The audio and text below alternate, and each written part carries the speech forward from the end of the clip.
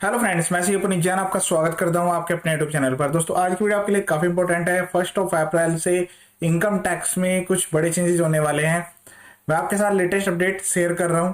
इस वीडियो को शेयर जरूर कीजिएगा और आपको इसकी नॉलेज होना काफी जरूरी है कि अगले साल से इनकम टैक्स में जो चेंजेस आ रहे हैं आप उसका किस तरह से बेनिफिट उठा सकते हैं और कौन कौन से ऐसे पॉइंट्स हैं जो कि अभी फिलहाल 1 अप्रैल 2023 से इनकम टैक्स में चेंज हो गए हैं। ठीक है, सबसे पहले हम बात करें तो टैक्स रिबेट की जो लिमिट है, अगर 7 लाख रुपए तक आप न्यू टैक्स रिजाइम में अपने इनकम टैक्स रिटर्न को फाइल करते हैं एज एन इंडिविजुअल, तो आपको कोई भी टैक्स नहीं पे करना है। ठीक है, इसमें जो 87 की जो रिबेट आपको मिलती थी वो 25,000 रुपए की हो गई है वो रिबेट। तो मतलब एक तरह से अगर देखा जाए तो यहाँ पर जो आपकी टैक्सेबल इनकम है, अब आप उसको 5 लाख से बढ़ाकर 7 लाख भी दिखा सकते हैं, बट न्यू टैक्स रिजीम में आपको उसके लिए जाना पड़ेगा। ठीक है, तो इसमें क्या है कि कुछ रेस्ट्रिक्शंस भी हैं अपनी। क्या है कि जैसे आप अगर न्यू टैक्स रिजाइम में चले जाते हैं तो फिर जो इन्वेस्टमेंट्स होती हैं लाइक एटीसी वाली और उसके अलावा जो अदर बेनिफिट्स दिए जाते हैं वो आपको नहीं मिलेंगे।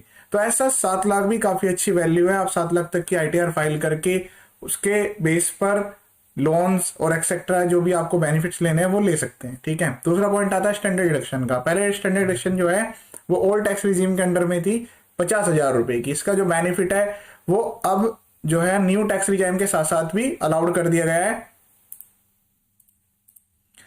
इसमें क्या है कि अब ये जो बेनिफिट है, अब जैसे न्यू टैक्स रिजीम जो कि 1 अप्रैल से लागू होगी उस वाले साल के लिए मिलेगी। जो प्रीवियस वाला ईयर है जो न्यू टैक्स रिजाइम में भी जो प्रीवियस वाली न्यू टैक्स रिजाइम थी उसमें डिडक्शन नहीं थी। ठीक है, तो इसकी वजह से क्या होगा कि ये आने की वजह से जो सैलरीड क्लास की इनकम है 15.5 लाख रुपए तक जो है उस पर 52,500 रुपए ज्यादा का बेनिफिट मिलेगा। इसकी वजह से जो है काफी अच्छा बेनिफिट मिलने वाला है। दूसरा जो है टैक्स स्लैब के रेट चेंज हो गए हैं। अगर हम बात करें न्यू टैक्स रिजीम में, अब जो टैक्स रेट रहेंगे वो रहेंगे 0 to 3 लाख मिल। पहले 2.5 लाख की वैल्यू हुआ करती थी, तो अब यहां पर भी 50,000 रुपए का एक्स्ट्रा आपको रिडक्शन दी गई है।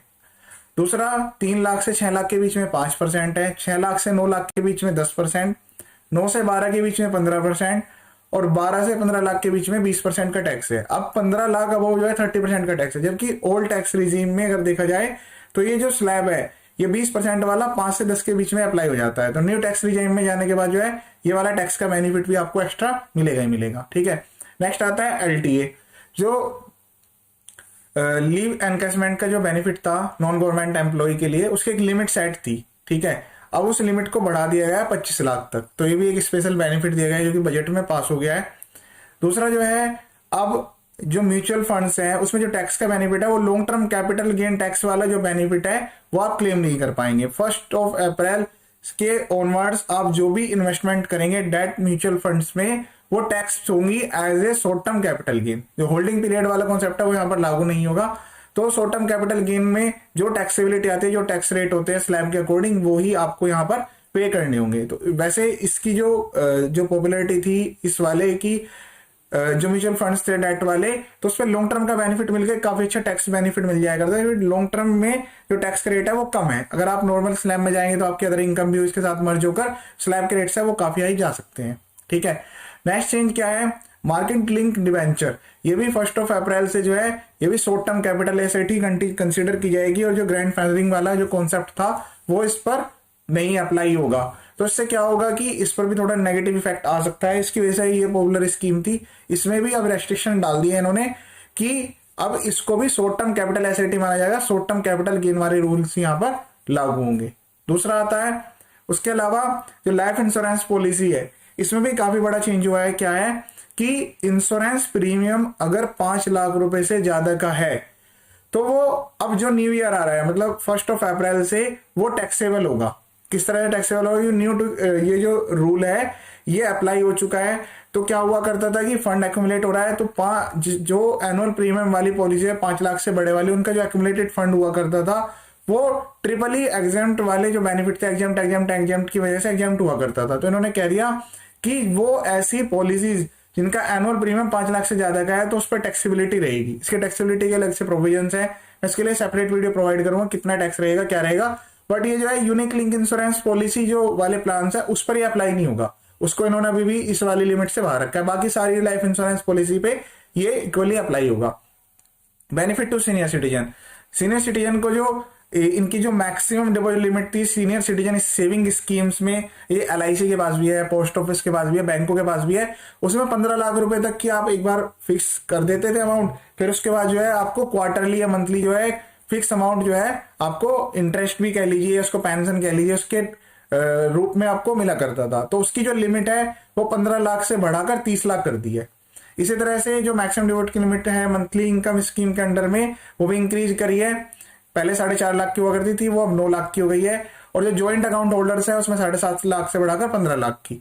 तो ये भी एक्स्ट्रा बेनिफिट्स हैं, दोनों के दोनों काफी अच्छे बेनिफिट्स दिए गए हैं। एक ये लास्ट वाला जो है काफी इंपॉर्टेंट है, physical gold conversion to e gold receipt. तो उस पर जो है आप कैपिटल गेन टैक्स नहीं चार्ज होगा। गवर्नमेंट जो है प्रमोट करिए फिजिकल गोल्ड से आप जो है कन्वर्ट करवाएंगे ई गोल्ड में, तो उसकी वजह से जो है आपको कोई भी टैक्स नहीं देना पड़ेगा। इसी तरह से there will not be any capital gain tax if physical gold is converted to electronic gold receipt and vice versa. ये जो इफेक्टिव रहेगा ये 1 अप्रैल 2023 से रहेगा। तो ये कुछ बेसिक चेंजेज हैं जो कि आपको काफी बेनिफिट्स भी देने वाले हैं। तो आप जो है इस चीज को ध्यान में रखते हुए अपने टैक्स की प्लानिंग कर सकते हैं। जब आप टैक्स की प्लानिंग कर रहे होंगे तो इस साल के लिए जो कि अभी 22-23 फाइनेंशियल ईयर 22-23 में भी आप अपनी इनकम को उस हिसाब से मैनेज करके चलिएगा। क्योंकि कुछ लोग ऐसे होते हैं वो प्लानिंग कर रहे होते हैं कि लोन करवाएंगे, तो उस टाइप से आप अपनी इनकम को अरेंज करके अभी से रख सकते हैं, नेक्स्ट ईयर के लिए भी सेपरेटली प्लानिंग कर सकते हैं। वीडियो को शेयर कीजिएगा। इसी टाइप के काफी सारे वीडियो मेरे यूट्यूब चैनल पर अवेलेबल है, आप यूट्यूब पर सर्च करेंगे सिर्फ अपनी जान के नाम से चैनल मिल जाएगा। उस पर इनकम टैक्स GST काफी सारे वीडियो है, आप एक बार देखिएगा, आपको 100% बेनिफिट मिलेगा ही मिलेगा। ये वीडियो देखने के लिए थैंक यू सो मच।